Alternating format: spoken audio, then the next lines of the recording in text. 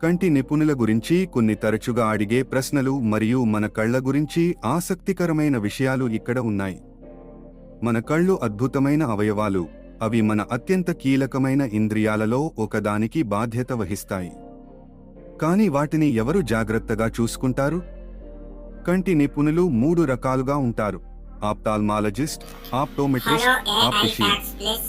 ప్రతి ఒక్కరి పాత్ర ప్రత్యేకమైనది. మీరు కంటి నిపుణుడిని ఎప్పుడు చూడాలి?